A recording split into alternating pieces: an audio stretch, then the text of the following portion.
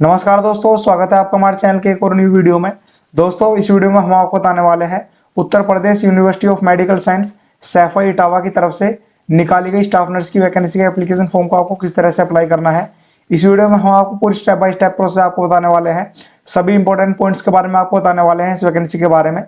तो पूरी जानकारी के लिए इस वीडियो को लास्ट तक जरूर देखें। इस वीडियो को लाइक करें, हमारे चैनल को सब्सक्राइब करें और नीचे डिस्क्रिप्शन में दिए गए लिंक से हमारे टेलीग्राम ग्रुप को भी ज्वाइन करें, ताकि फ्यूचर में हम आपको ऐसे ही वैकेंसीज के बारे में अपडेट देते रहें।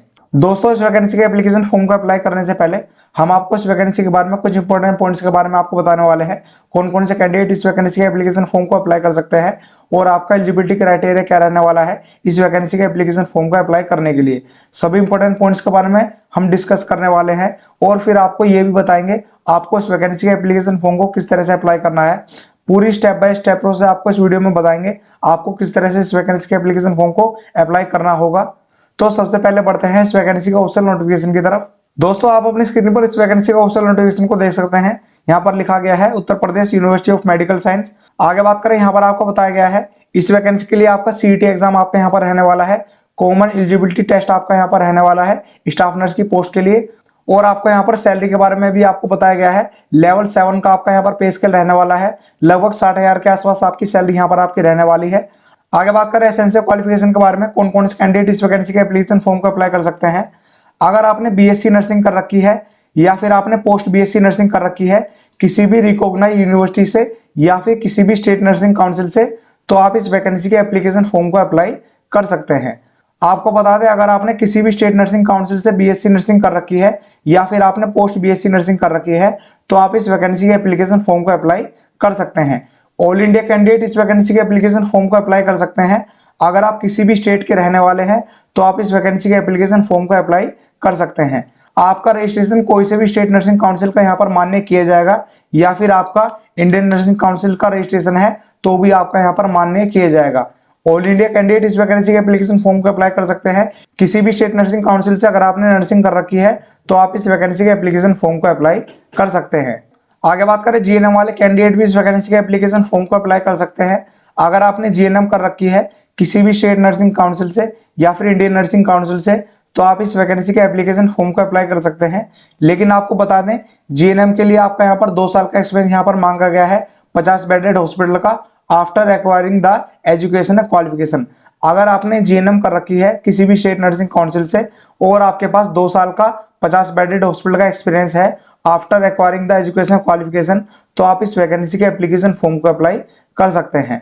बीएससी नर्सिंग और पोस्ट बीएससी नर्सिंग के लिए आपका कोई भी एक्सपीरियंस यहाँ पर नहीं मांगा गया है। बीएससी नर्सिंग और पोस्ट बीएससी नर्सिंग वाले कैंडिडेट, फ्रेशर कैंडिडेट भी अप्लाई कर सकते हैं इस वैकेंसी के एप्लीकेशन फॉर्म को। लेकिन जीएनएम वाले कैंडिडेट को आपका यहाँ पर 2 साल का एक्सपीरियंस यहाँ पर मांगा गया है। जीएनएम वाले कैंडिडेट वे ही अप्लाई कर पाएंगे जिनके पास 2 साल का एक्सपीरियंस है 50 बेडेड हॉस्पिटल का after acquiring the educational qualification. लेकिन बीएससी नर्सिंग और पोस्ट बीएससी नर्सिंग के लिए आपका कोई भी एक्सपीरियंस यहाँ पर नहीं रहने वाला है। आगे बात करें एज लिमिट के बारे में, आपकी मिनिमम एज लिमिट यहाँ पर 18 साल रखी गई है और मैक्सिमम एज लिमिट आपकी यहाँ पर 40 साल यहाँ पर रखी गई है। आपको बता दें, एज रिलैक्सेशन क्राइटेरिया यहाँ पर ओनली उत्तर प्रदेश के कैंडिडेट के लिए यहाँ पर रहने वाला है। अदर स्टेट के कैंडिडेट के लिए आपका यहाँ पर कोई भी एज रिलैक्सेशन यहाँ पर आपका नहीं रहने वाला है। एज रिलैक्सेशन का बेनिफिट ओनली उत्तर प्रदेश के कैंडिडेट को यहाँ पर मिलने वाला है। आगे बात करें नंबर ऑफ वैकेंसी के बारे में, टोटल नंबर ऑफ पोस्ट के बारे में, टोटल आपकी 220 पोस्ट आपकी यहाँ पर रखी गई हैं। एससी कैटेगरी के लिए आपकी टोटल 46 पोस्ट रहने वाली हैं। एसटी कैटेगरी के लिए टोटल आपकी 4 पोस्ट रहने वाली हैं। ओबीसी कैटेगरी के लिए आपकी टोटल 60 पोस्ट रहने वाली हैं। ईडब्ल्यूएस कैटेगरी के लिए टोटल आपकी 22 पोस्ट रहने वाली हैं। जनरल कैटेगरी के लिए, अनरिजर्व कैटेगरी के लिए आपकी टोटल 88 पोस्ट आपकी यहाँ पर रहने वाली हैं। आगे बात करें अगले इंपॉर्टेंट पॉइंट के बारे में, अगर आप उत्तर प्रदेश के रहने वाले हैं, उत्तर प्रदेश के कैंडिडेट हैं, तो आपको कैटेगरी रिजर्वेशन का बेनिफिट आपको यहाँ पर मिलने वाला है। अदर स्टेट के कैंडिडेट के लिए आपका यहाँ पर कोई भी कैटेगरी का रिजर्वेशन आपको यहाँ पर नहीं मिलने वाला है। अदर स्टेट के कैंडिडेट यहाँ पर यूआर कैटेगरी में आपको यहाँ पर कंसीडर किए जाएंगे। ओनली उत्तर प्रदेश के कैंडिडेट को ही रिजर्वेशन का बेनिफिट यहाँ पर आपका मिलने वाला है। आगे बात करें एप्लीकेशन फीस के बारे में, यूआर कैटेगरी के लिए आपकी एप्लीकेशन फीस यहाँ पर 2000 रुपये रखी गई है और आपकी जीएसटी 360 रुपये आपकी यहाँ पर रहने वाली है। टोटल आपकी एप्लीकेशन फीस 2360 रुपये आपकी यहाँ पर रहने वाली है। ओबीसी कैटेगरी और ईडब्ल्यूएस कैटेगरी के लिए आपकी यहाँ पर 2000 रुपये एप्लीकेशन फीस रखी गई है और आपका 360 रुपये आपका यहाँ पर जीएसटी रहने वाला है। टोटल आपकी 2360 रुपये एप्लीकेशन फीस आपके यहाँ पर रहने वाली है। SC ST कैटेगरी के लिए आपके यहाँ पर ₹1200 फीस रखी गई है और आपका ₹216 का जीएसटी आपका यहाँ पर रहने वाला है।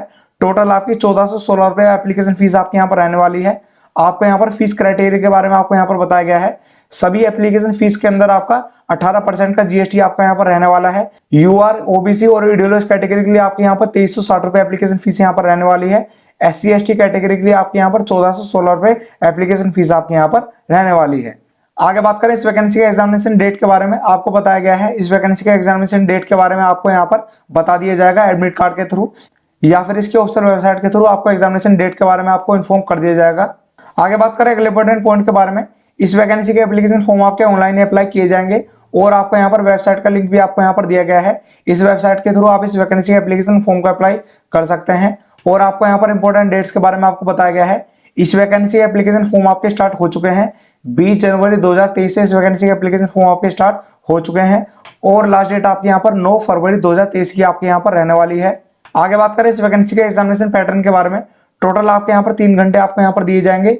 180 मिनट का एग्जामिनेशन आपका यहाँ पर रहने वाला है। टोटल आपके 200 क्वेश्चन यहाँ पर रहने वाले हैं। 600 मार्क्स का आपका यहाँ पर पेपर रहने वाला है। आपका एग्जामिनेशन आपका इंग्लिश लैंग्वेज में रहने वाला है और हिंदी लैंग्वेज में भी आपका यहाँ पर रहने वाला है। हिंदी इंग्लिश दोनों लैंग्वेज में आपका यहाँ पर एग्जामिनेशन आपका यहाँ पर रहने वाला है।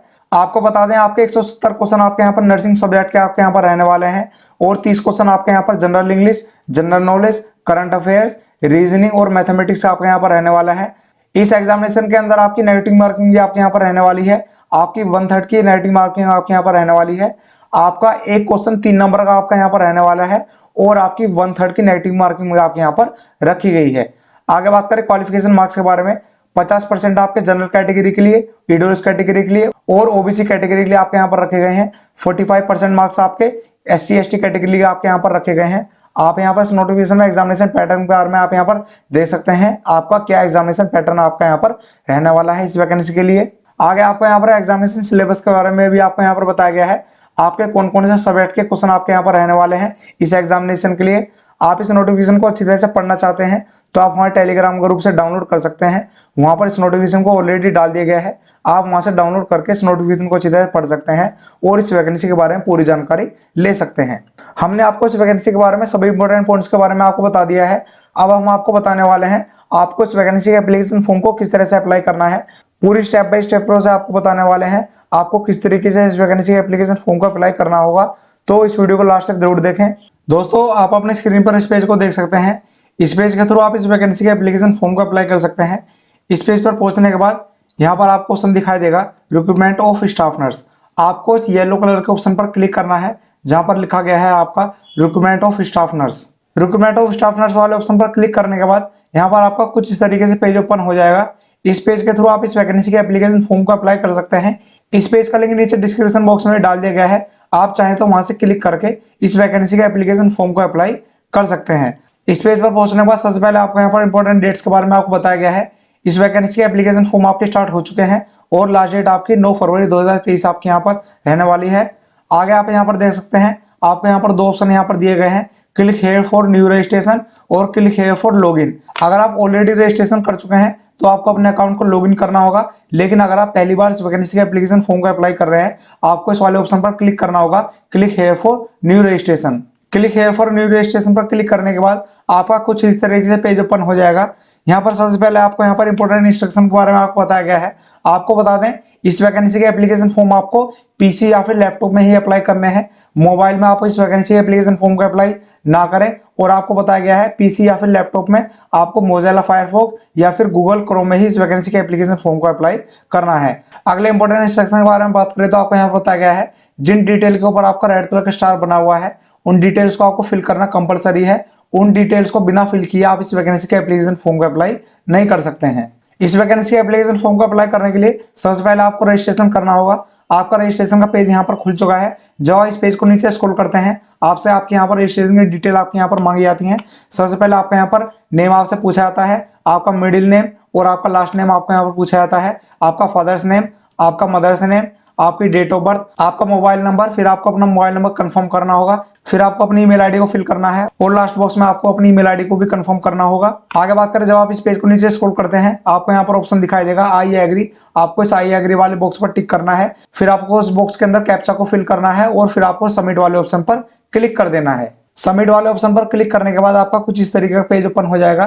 इस पेज पर आपके पर्सनल डिटेल आपके यहाँ पर दिखाई देंगी और आपकी कम्युनिकेशन डिटेल आपको यहाँ पर दिखाई दे जाएंगी। आपका मोबाइल नंबर, आपकी ईमेल आईडी, आपका नाम, फादर्स नेम, मदर्स नेम और आपका एप्लीकेशन नंबर, आपकी डेट ऑफ बर्थ और आपकी एज आपको यहाँ पर शो हो जाएगी। आपको बता दें, आपके ईमेल आईडी पर या फिर आपके मोबाइल नंबर पर आपको मैसेज रिसीव होगा जिसके अंदर आपका लॉगिन आईडी और पासवर्ड आपको मिल जाएगा।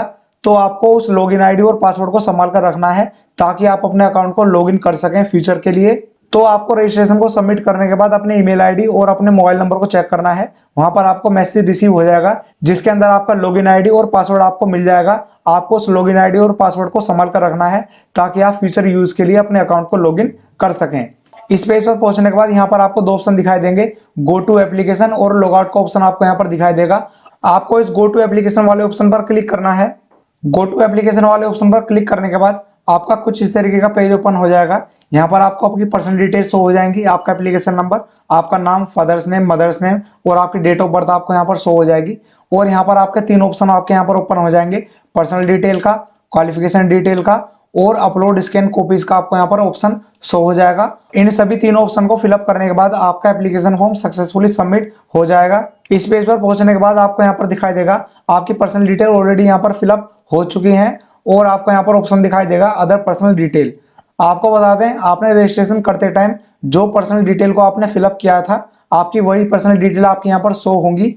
आप इनको एडिट नहीं कर सकते हैं। आपको इस बात का ध्यान रखना है, आप जब भी इस वैकेंसी एप्लीकेशन फॉर्म के अंदर रजिस्ट्रेशन कर रहे हैं तो आपको अपनी पर्सनल डिटेल को अच्छी तरह से फिलअप करना है, कोई भी मिस्टेक यहाँ पर नहीं करनी है।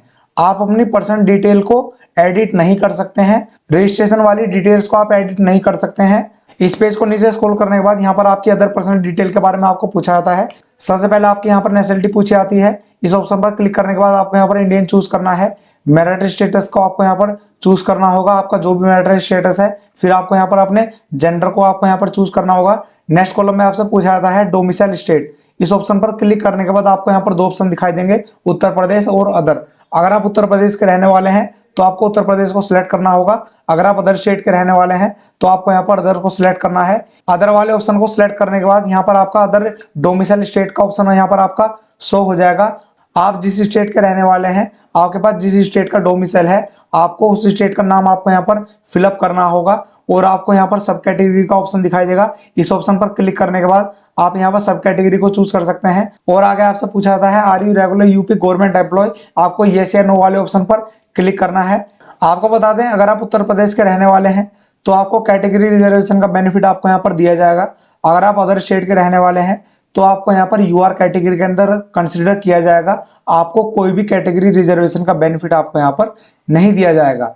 ओनली उत्तर प्रदेश के कैंडिडेट को ही कैटेगरी रिजर्वेशन का बेनिफिट आपको यहाँ पर दिया जाएगा। सभी अदर पर्सनल डिटेल को फिलअप करने के बाद जब आप इस पेज को नीचे स्क्रॉल करेंगे आपको आपके यहाँ पर कोरस्पोंडेंट एड्रेस की डिटेल को आपको यहाँ पर पूछा जाता है। आपको अपने एड्रेस को यहाँ पर अच्छी तरह से फिलअप करना है। नेक्स्ट आपसे पूछा जाता है आपका परमानेंट एड्रेस और कोरस्पोंडेंट एड्रेस सेम है या फिर नहीं। आपको येस या नो वाले ऑप्शन पर क्लिक करना है।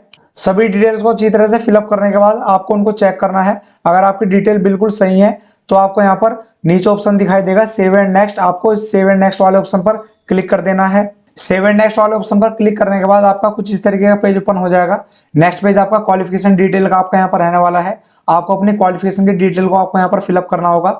सबसे पहले आपसे पूछा जाता है आपने डिप्लोमा किया हुआ है या फिर आपने ग्रेजुएशन किया हुआ है। आपने जो भी किया हुआ है आपको उस ऑप्शन पर क्लिक करना है। अगर आपने डिप्लोमा किया है तो आपको डिप्लोमा वाले ऑप्शन पर क्लिक करना है। अगर आपने ग्रेजुएशन किया है तो आपको यहाँ पर ग्रेजुएशन वाले ऑप्शन पर क्लिक करना होगा। नेक्स्ट कॉलम में आपसे पूछा जाता है आपका registration number, state nursing council का या फिर इंडियन नर्सिंग काउंसिल का, जो भी आपका रजिस्ट्रेशन नंबर है उसको आपको फिलअप करना होगा।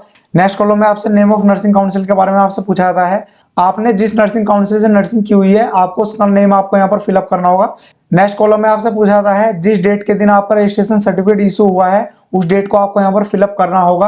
आपका रजिस्ट्रेशन सर्टिफिकेट जिस तारीख के दिन आपका इशू किया गया है आपको उसी डेट को आपको यहाँ पर फिलअप करना होगा। ग्रेजुएशन की डिटेल को फिलअप करने के बाद आपके यहाँ पर 10वीं की डिटेल आपसे आपके यहाँ पर पूछी जाती है। सबसे पहले आपको यहाँ पर स्कूल का नेम फिल करना है। आपने जिस ईयर में पास आउट किया है आपको उस ईयर को यहाँ पर सिलेक्ट करना है। नेक्स्ट कॉलम में आपका यहाँ पर रिजल्ट टाइप आपको यहाँ पर पूछा जाता है। इस ऑप्शन पर क्लिक करने के बाद आपका परसेंटेज या फिर सीजीपीए आपका जो भी रहने वाला है, आपको उस ऑप्शन को यहाँ पर सिलेक्ट करना है। परसेंटेज अगर आप सिलेक्ट करते हैं, आपको यहाँ पर मार्क्स ऑब्टेन्ड को यहाँ पर फिलअप करना होगा। नेक्स्ट कॉलम में आपको टोटल मार्क्स को फिलअप करना होगा, फिर आपकी परसेंटेज ऑफ मार्क्स आपके यहाँ पर फिलअप हो जाएंगी। इसी तरह से आपको यहाँ पर अपनी 12वीं की डिटेल को फिल करना होगा, आपका स्कूल का नेम, आपका ईयर ऑफ पासिंग और आपका रिजल्ट टाइप आपका यहाँ पर रहने वाला है। 10th और 12th की डिटेल को फिलअप करने के बाद नेक्स्ट आपसे ग्रेजुएशन की डिटेल को आपको यहाँ पर पूछा जाता है। सबसे पहले पूछा जाता है नेम ऑफ डिग्री कोर्स। इस ऑप्शन पर क्लिक करने के बाद आपके सभी डिग्री कोर्स आपके यहाँ पर ओपन हो जाएंगे। आपने जो भी कोर्स किया हुआ है आपको यहाँ पर उसको सिलेक्ट करना होगा। नेक्स्ट कॉलम में आपको कॉलेज या फिर यूनिवर्सिटी नेम आपको यहाँ पर फिलअप करना होगा। नेक्स्ट आपको ईयर ऑफ पासिंग फिलअप करना है। नेक्स्ट कॉलम में आपको मार्क्स ऑब्टेन्ड फिलअप करने हैं और टोटल मार्क्स भी आपको यहाँ पर फिलअप करने होंगे। और लास्ट में आपको यहाँ पर परसेंटेज ऑफ मार्क्स आपका यहाँ पर फिलअप हो जाएगा। जब आप अपनी सभी डिटेल को फिलअप कर लेंगे, आपको अपनी सभी डिटेल को अच्छी तरह चेक करना है। अगर आपकी डिटेल बिल्कुल सही है तो आपको यहाँ पर सेव एंड नेक्स्ट वाले ऑप्शन पर क्लिक कर देना है। सेव एंड नेक्स्ट वाले ऑप्शन पर क्लिक करने के बाद आपका कुछ इस तरीके का पेज ओपन हो जाएगा।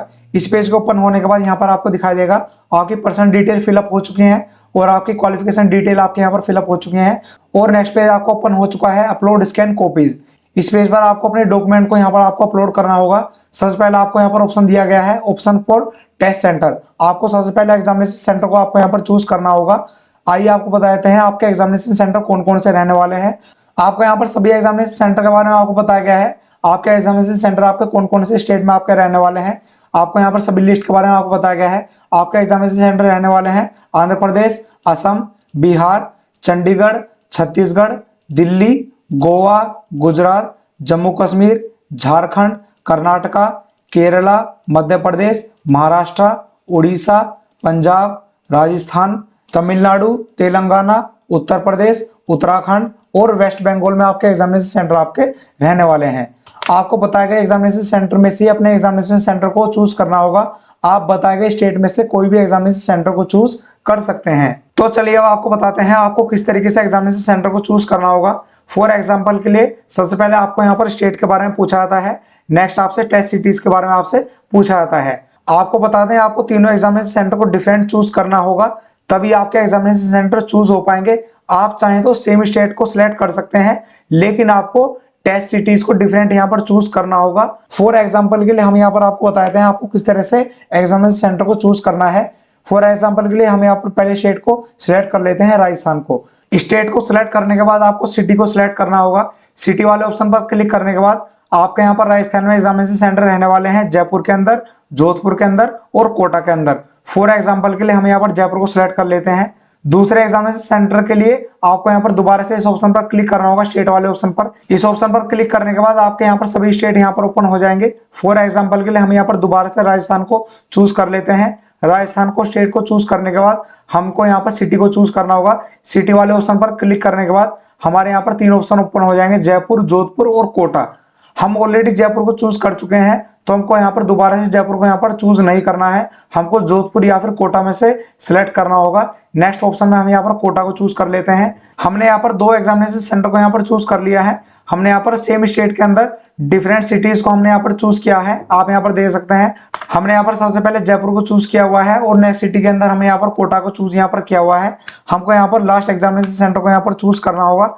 लास्ट एग्जामिनेशन सेंटर को चूज करने के लिए आपको यहाँ पर दोबारा से स्टेट पर क्लिक करना है। आपको यहाँ पर कोई से भी स्टेट को यहाँ पर चूज कर लेते हैं। फॉर एग्जांपल के हम यहाँ पर उत्तर प्रदेश को चूज कर लेते हैं। उत्तर प्रदेश को चूज करने के बाद हमको यहाँ पर सिटी को चूज करना होगा। सिटी वाले ऑप्शन पर क्लिक करने के बाद हमारे यहाँ पर सभी ऑप्शन ओपन हो जाएंगे। फॉर एग्जांपल के लिए हम यहाँ पर आगरा को चूज कर लेते हैं।